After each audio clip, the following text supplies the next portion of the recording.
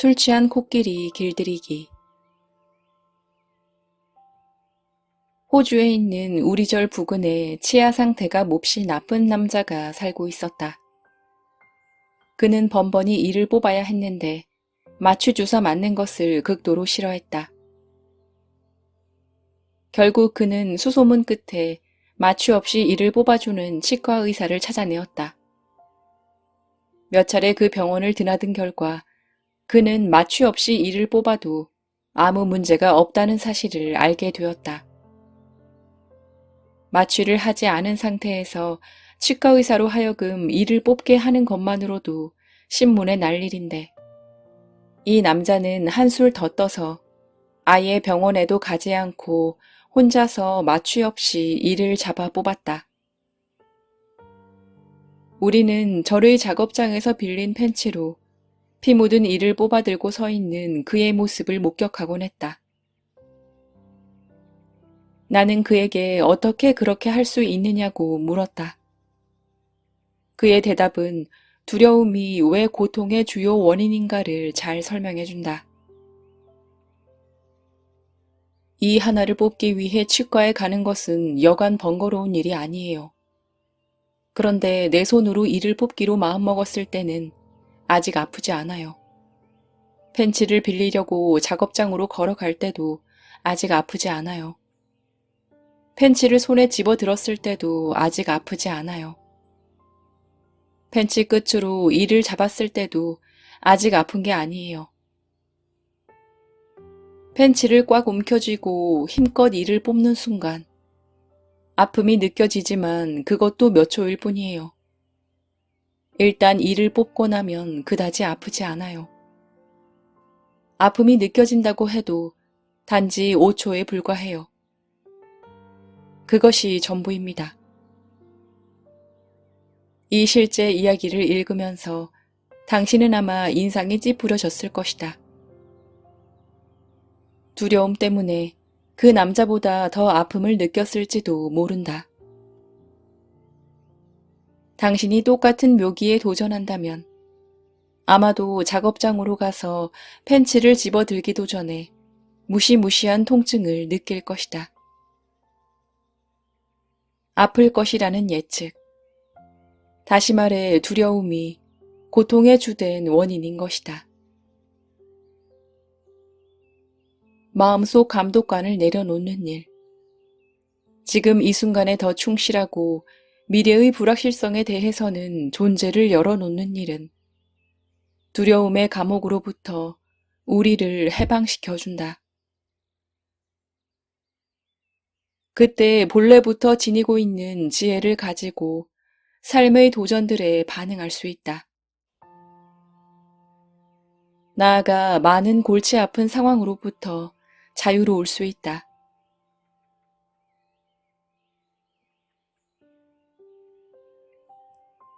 행복에 집착할 때 그것은 고통에 집착함과 똑같다. 그것들은 결코 분리될 수 없다. 사람들이 추구하는 행복 안에는 본질적인 고통이 있음을 이해해야 한다. 따라서 자신이 행복하다고 느낄 때 조심하라. 너무 기뻐하거나 그것에 마음을 빼앗기지 말라. 고통이 오더라도 실망하지 말라. 그것에 빠져 자신을 잊지 말라.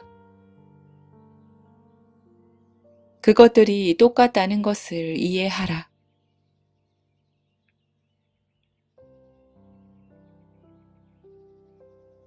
화를 내는 것은 영리한 반응이 아니다. 지혜로운 사람은 행복하며 행복한 사람은 화내지 않는다. 무엇보다 화를 내는 것은 비이성적인 일이다.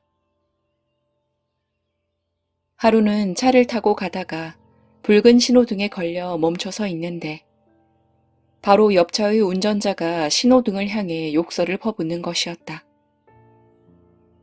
빌어먹을 신호등 같으니 난 지금 중요한 약속이 있어서 가고 있단 말이야. 벌써 약속 시간이 늦었어. 그런데 앞차들은 다 통과시켜주고 바로 내 앞에서 정지 신호로 바꾸다니. 이게 한두 번이라야 말이지.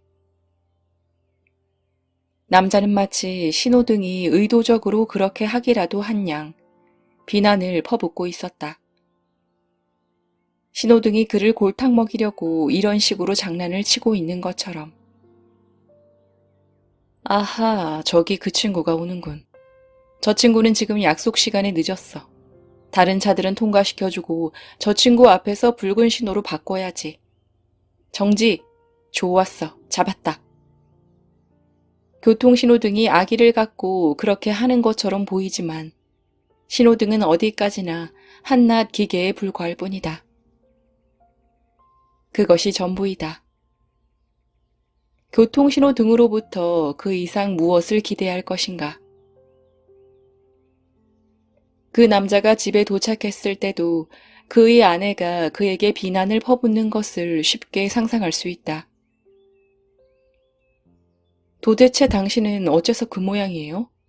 중요한 약속이 있다는 걸 몰라요? 늦지 말아야 한다는 걸 알고 있잖아요. 당신은 정말 구제불능이야. 이게 한두 번이라야 말이지. 그녀는 마치 그가 일부러 그런 것처럼 나무란다. 남편이 의도적으로 자신에게 상처를 주고 있는 것처럼. 아하, 집사람과 약속이 있지? 늦게 가야겠어. 다른 사람을 먼저 만나고 가야지. 좋았어. 이참에 골탕 좀 먹여야지. 남편이 악의적으로 보일지 모르지만 그는 어디까지나 평범한 남편일 뿐이다. 그것이 전부이다. 그에게서 대체 무엇을 기대하는가? 사람들이 화를 내는 대부분의 경우가 이런 상황들과 별로 다르지 않다.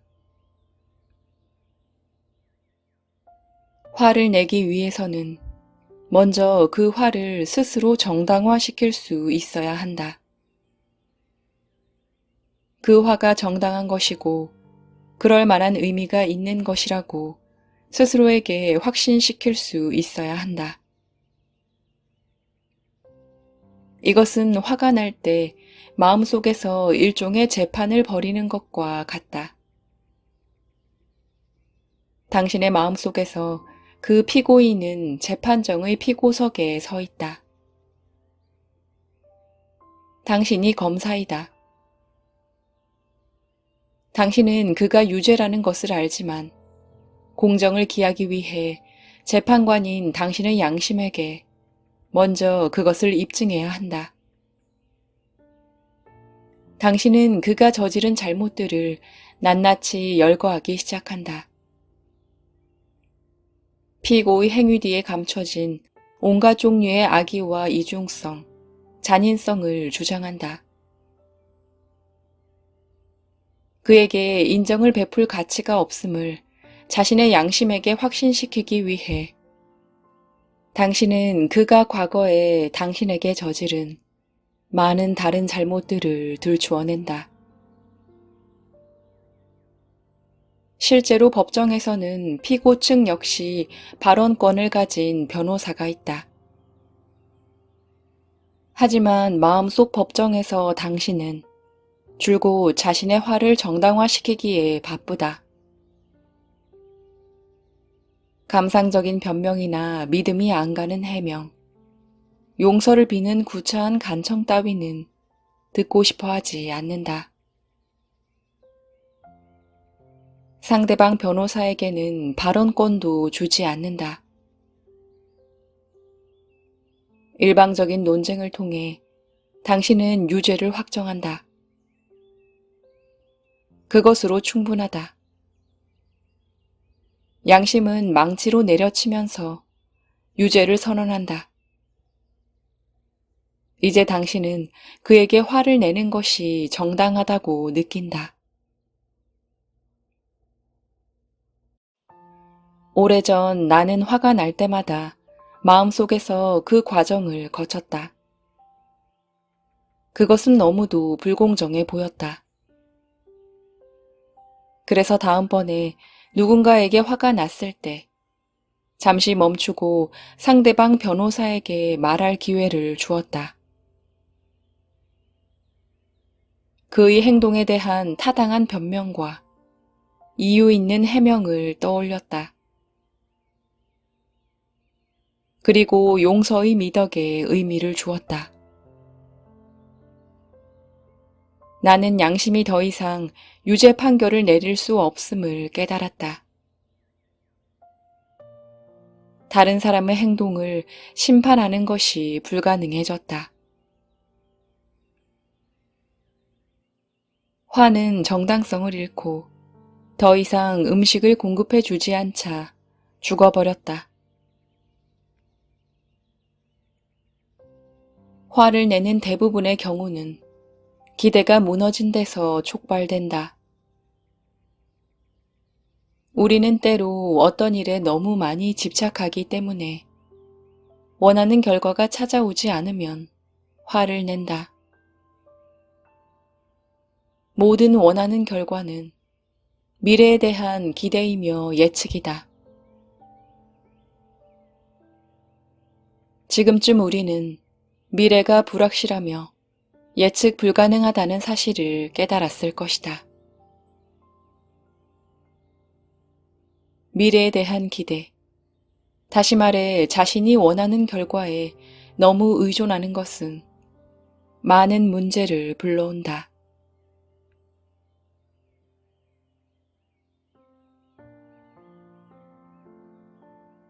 때로 당신의 마음속 좁은 길로 술 취한 코끼리가 나타날 때가 있다. 그 코끼리는 난폭하게 울어대며 당신의 인간관계를 파괴하려 들며 분노하고 질투하고 증오의 입김을 내뿜으면서 자신이 쌓아 올린 모든 아름다운 벽돌벽을 부숴버리려 할 것이다. 그런 상황이 찾아왔을 때 마음속 그 분노에 찬 코끼리를 강제로 제압하려 하지 말고 그 대신 자비의 마음을 사용하라. 사랑하는 나의 미친 마음이여, 네가 나에게 무슨 짓을 하든 내 마음의 문은 너에게 활짝 열려 있다. 안으로 들어오라. 네가 나를 파괴하고 파멸에 이르게 할지도 모르지만 나는 너에게 어떠한 나쁜 마음도 갖고 있지 않다. 나의 마음이여, 네가 무슨 짓을 하든 나는 너를 사랑한다. 당신의 미친 마음과 싸우는 대신 그 마음을 평화롭게 대하라.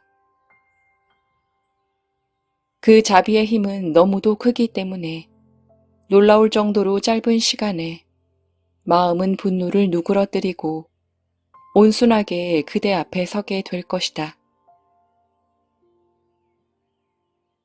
그러면 그때 당신은 부드럽게 그 마음을 토닥이며 말한다. 그래, 내 마음이여. 그래, 내가 다 안다.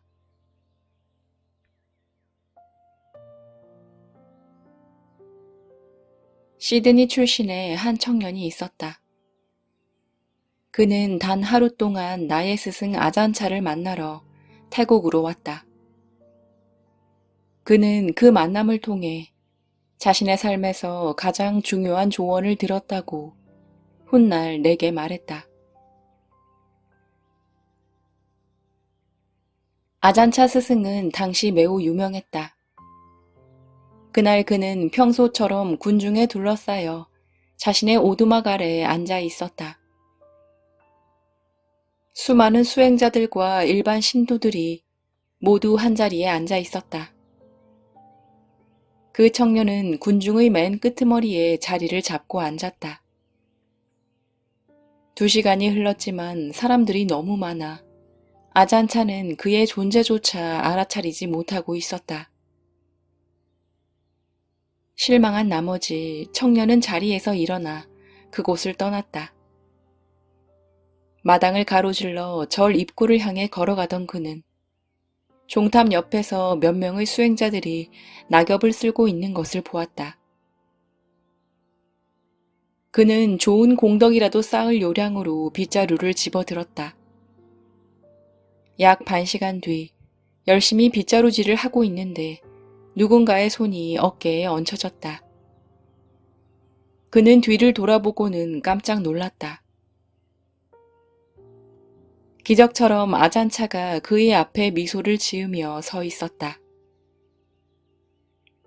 아잔차는 그 외국인 청년을 보았지만 말을 건넬 기회가 없었다.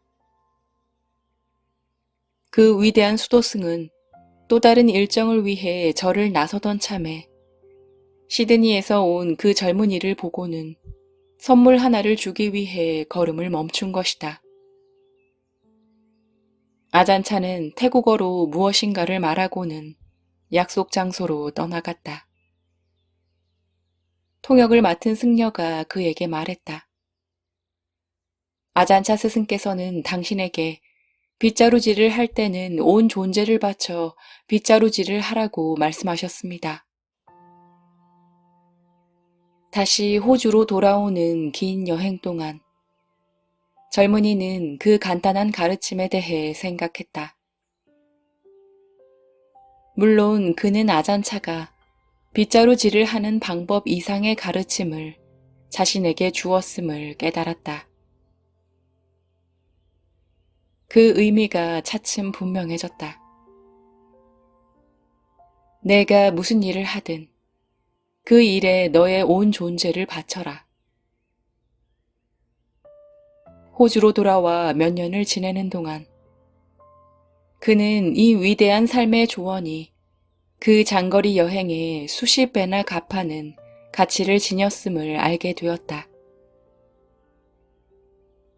이제 그것은 그의 생활 신조가 되었으며 그의 삶에 행복과 성공을 가져다 주었다. 일할 때 그는 그 일에 자신의 온 존재를 바쳤다.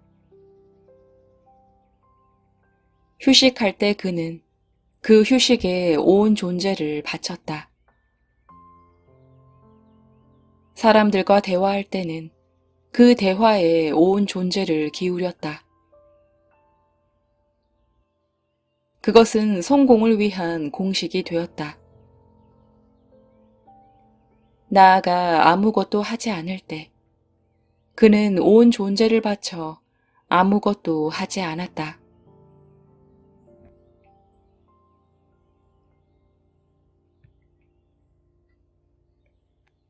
갈림길에 이르러 어느 방향으로 가야 할지 확신할 수 없을 때가 있다. 그때 당신은 잠시 걸음을 멈추고 길가에 서서 버스가 오기를 기다려야 한다. 머지않아 당신이 기대하지 않았던 시간에 버스가 도착할 것이다. 버스 앞 유리창에는 크고 굵은 글씨로 행선지를 알려주는 표지판이 붙어 있다. 그 목적지가 당신과 맞으면 당신은 그 버스에 올라탄다. 그렇지 않으면 기다린다. 언제나 또 다른 버스가 뒤이어 도착할 테니까. 다시 말해 어떤 결정을 내려야만 하는데 그 결정에 대해 확신이 서지 않을 때 잠시 길가에 멈춰서서 기다릴 필요가 있다.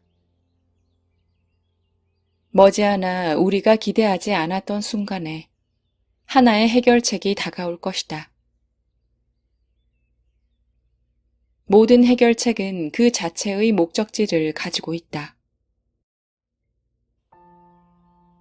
그 목적지가 우리와 맞으면 우리는 그 해결책을 선택한다. 그렇지 않으면 기다린다. 거기 언제나 다른 해결책이 뒤따라 오고 있기 때문이다. 이것이 바로 내가 결정을 내리는 방식이다. 나는 모든 정보를 모은 뒤 해결책을 기다린다. 충분한 인내심을 갖고 기다리기만 하면 좋은 해결책은 반드시 온다. 그것은 언제나 예기치 않았던 순간에 내가 그것에 대해 잊고 있었을 때 찾아온다.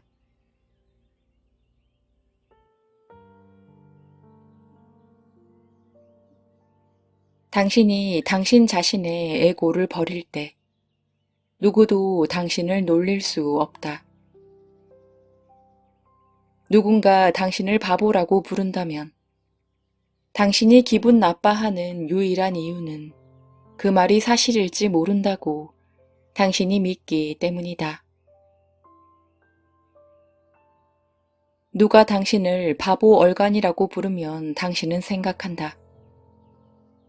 어떻게 나를 바보 얼간이라고 부를 수 있지?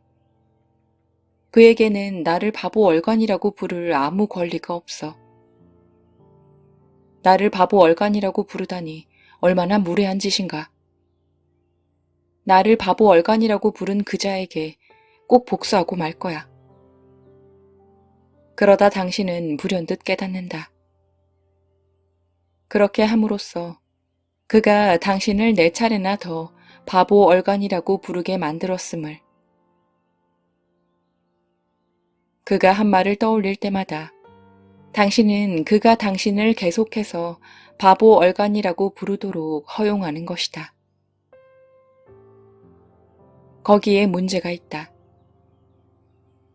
누군가 당신을 바보 얼간이라고 부르고 당신이 그 순간 그것을 내려놓는다면 그것은 더 이상 당신을 괴롭히지 않는다. 거기에 해답이 있다. 왜 다른 사람이 당신 내면의 행복을 지배하도록 허락하는가?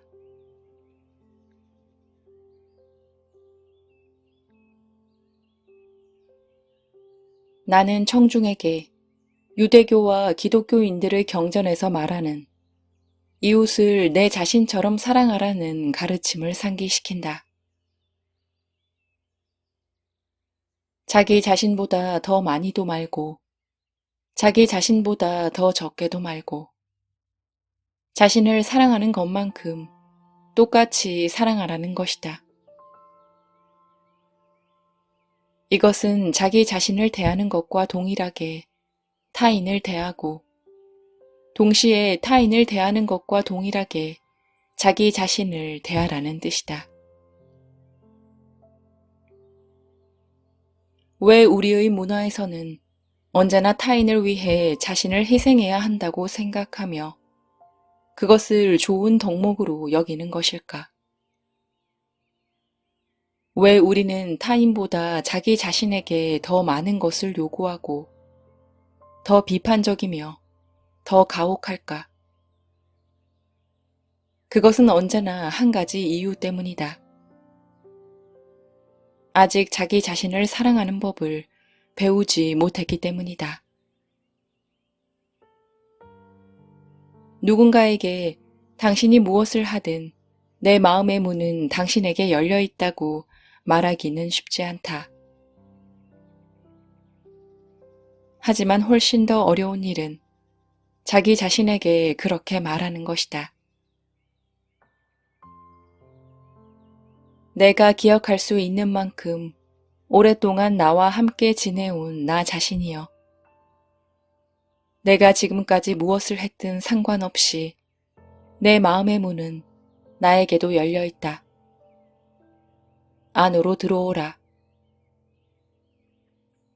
이것이 바로 진정으로 자신을 사랑하는 일이다. 그것은 이름하여 자기 용서라 불린다. 그것은 자기 비난의 감옥에서 자유롭게 걸어 나오는 일이다. 자기 자신과 평화로워지는 일이다. 그리고 자신의 내면에서 정직하게 자기 자신을 향해 그렇게 말할 용기를 발견한다면 당신은 그 고귀한 사랑에 부응하기 위해 더 나아지고 더 높이 비상할 것이다. 어느 날엔가 우리 모두는 그냥 한번 해보는 것이 아니라 진실하고 정직하게 자기 자신에게 그렇게 말할 수 있어야만 한다. 그렇게 할 때 그동안 거부당한 채 너무 오래 바깥의 추위 속에서 살아온 자신의 일부가 마침내 집으로 돌아온 것과 같다. 그때 우리는 온전하고 자유로워진 자신을 느끼고 행복해진다. 그런 식으로 자신을 사랑할 때만이 그것보다 많지도 않고 적지도 않게 다른 사람을 사랑한다는 것이 무엇을 의미하는지 이해할 수 있다. 그리고 이것을 기억해야 한다. 자기 자신에게 그런 조건 없는 사랑을 주기 위해서는 아무 결점 없는 완전한 사람이 되어야만 하는 것이 아니다. 완전해질 때까지 기다린다면 그런 때는 결코 오지 않는다. 자신이 과거에 무엇을 했든 상관없이 자기 자신에게 마음의 문을 열어야만 한다. 일단 자신을 안으로 초대하면 그때 우리는 완전해진다.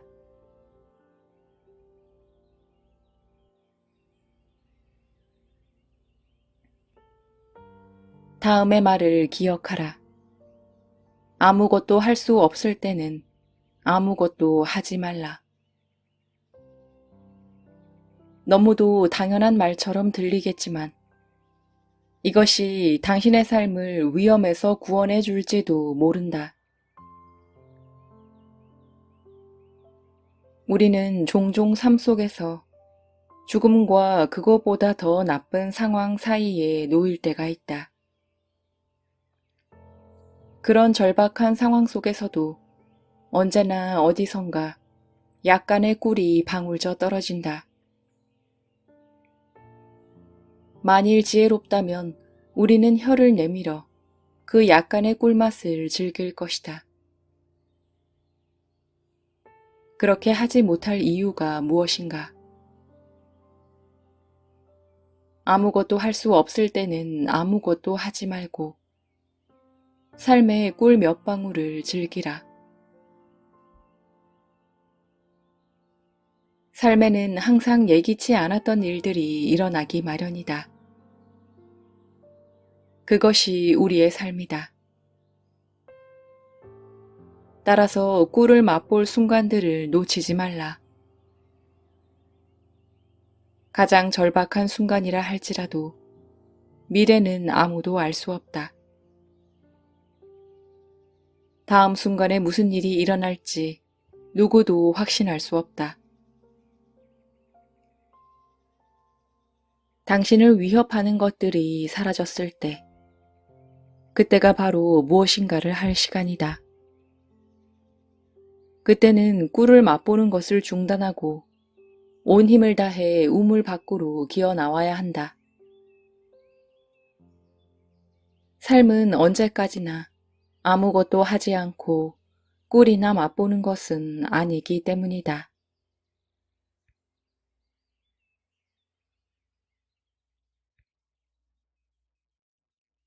태국에서 보낸 첫 해, 우리는 소형 트럭 뒷칸에 실려 절에서 절로 이동하곤 했다. 길들은 온통 비포장 도로이고 도로 사정도 형편없었다. 움푹 패인 구덩이를 만나면 트럭은 아래로 내려가고 동시에 승려들은 위로 솟구쳤다. 나는 수도 없이 단단한 쇠철봉에 머리를 찧어대야만 했다. 게다가 삭발 수행자라서 충돌 시 머리를 보호할 충격 완화 장치가 없었다. 머리를 부딪힐 때마다 나는 계속 욕을 해댔다. 물론 태국인 승려들이 알아들을 수 없도록 영어로 욕을 했다. 그런데 태국인 승려들은 머리를 부딪힐 때마다 계속 웃음을 터뜨리는 것이었다. 나는 그들의 속내를 이해할 수 없었다. 머리를 그토록 아프게 부딪히는데 어떻게 웃을 수 있단 말인가. 나는 생각했다. 아마도 이 태국인 승려들은 이미 머리를 너무 많이 부딪혀서 머리에 뭔가 영원한 손상을 입은 것이라고. 나는 출가하기 전에 과학자였기 때문에 한 가지 실험을 하기로 마음먹었다. 다음번에 머리를 꽝 하고 부딪혔을 때 나도 태국인 승려들처럼 웃기로 결심했다. 그렇게 하면 어떤가 알기 위해서였다. 내가 무엇을 발견했는지 아는가? 머리를 부딪혔을 때 웃으면 훨씬 덜 아프다는 사실을 나는 발견했다. 웃음은 당신의 혈관 속으로 엔돌핀을 분출시키며 그 엔돌핀은 자연이 제공하는 진통제이다. 또한 그것은 어떤 감염도 싸워 물리칠 수 있는 면역 체계를 강화시켜준다. 따라서 통증을 느낄 때 웃는 것은 많은 도움이 된다. 당신이 아직도 내 말을 믿지 못한다면 다음번에 머리를 부딪혔을 때 한번 시도해보라. 그 경험은 내게 삶이 고통스러울 때 재미있는 면을 바라보고 웃음을 웃으면 훨씬 덜 상처받는다는 것을 가르쳐 주었다. 어떤 사람들은 문제로부터 자유로워지는 것을 원치 않는다. 그들은 자신들의 문제만으로 고민할 거리가 충분하지 않으면 텔레비전 드라마라도 보면서 상상 속 인물들의 문제를 가지고 고민한다. 많은 이들이 고민과 고통을 자극으로 받아들인다. 고통을 즐기기까지 한다. 그들은 행복해지기를 원치 않는다. 왜냐하면 그들 자신의 문제에 너무 집착해 있기 때문이다. 2명의 수행자가 있었다. 그들은 평생 동안 가까운 친구로 지냈다. 죽은 다음에 한 사람은 아름다운 천상계에서 천신으로 환생하고 반면에 그의 친구는 한 무더기 똥 속에서 벌레로 환생했다.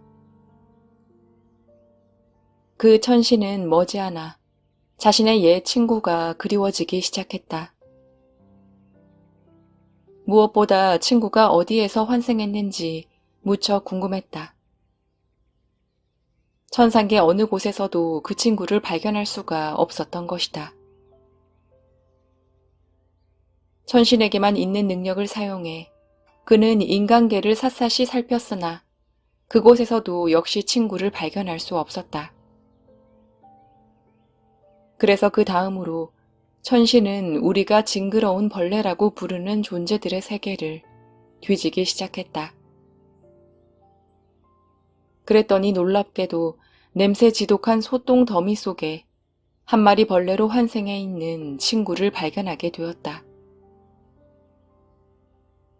천신은 어떤 카르마가 그를 그렇게 만들었든 그런 불행한 환생으로부터 자신의 오랜 친구를 구해 주어야만 한다고 느꼈다. 그래서 그는 악취 나는 소똥 더미 앞에 모습을 나타내고 소리쳐 불렀다. 어이 벌레, 나를 기억하나? 우린 전생에 함께 수행자였고 넌 나의 가장 친한 친구였어. 나는 즐거운 천상계에 환생한 반면에 넌 이 냄새나는 소똥 더미 속에서 환생했어. 하지만 걱정하지 않아도 돼.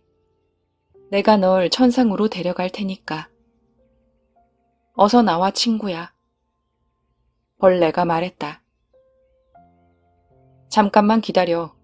자네가 흥분해서 떠드는 그 천상개가 도대체 뭐 그리 대단하다는 거지?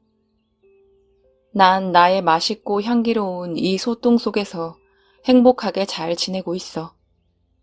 말은 고맙네. 넌 이해하지 못하고 있어. 천신은 그렇게 말하면서 벌레에게 천상개의 즐거움과 기쁨들에 대해 자세히 설명해 주었다. 벌레가 단도직입적으로 물었다.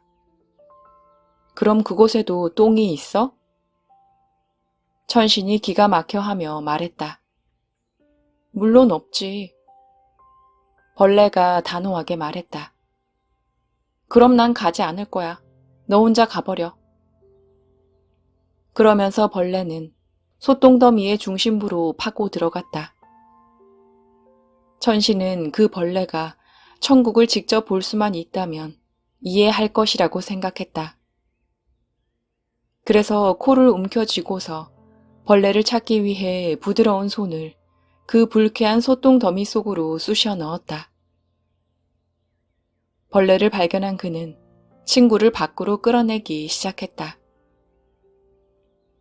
벌레가 소리쳤다. 이봐, 날 그냥 내버려둬. 도와줘요. 살려줘요. 벌레가 납치당하고 있어요.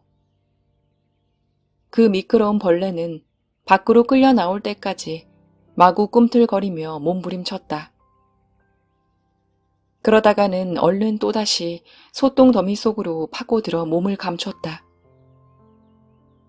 친절한 마음씨를 가진 천신은 냄새 고약한 배설물 속으로 또다시 손가락을 찔러 넣어 벌레를 찾아서는 한 번 더 밖으로 꺼내려고 시도했다.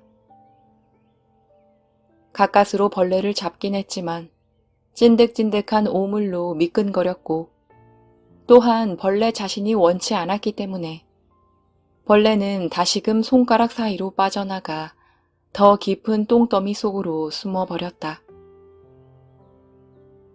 그런 식으로 108번이나 천신은 그 불쌍한 벌레를 불행한 소똥 더미로부터 끌어내려고 시도했다. 그러나 벌레는 자신의 사랑하는 소똥 더미에 너무 집착해 있었기 때문에 매번 꿈틀거리며 빠져나갔다.